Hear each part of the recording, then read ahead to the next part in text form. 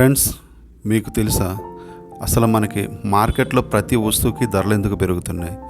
మన రూపాయి రోజు రోజుకి తగ్గిపోతుంది, అమెరికన్ డాలర్ రోజు రోజుకి పెరుగుతుంది.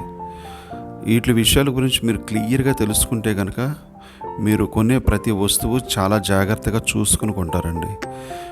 ఉదాహరణకి మనం కష్టపడి మిగిలిన డబ్బుని ఎక్కడ సేవ్ చేయాలనుకుంటాం?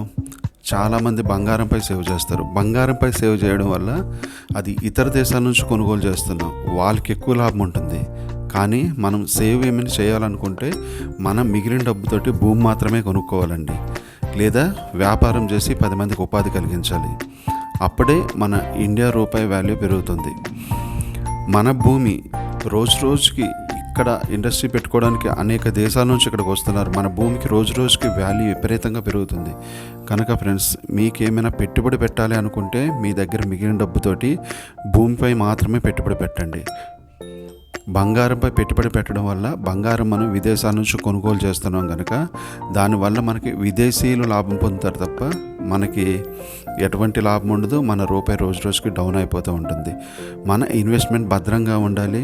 ఫ్యూచర్లో మన ఇండియాలోని ప్రతి ఒక్కరూ ధనవంతులు, కోటీశ్వరులు అవ్వాలంటే ఏకైక ఆప్షన్ మన పెట్టుబడి భూమి మీద మాత్రమే పెట్టడం అండి. Thank you friends.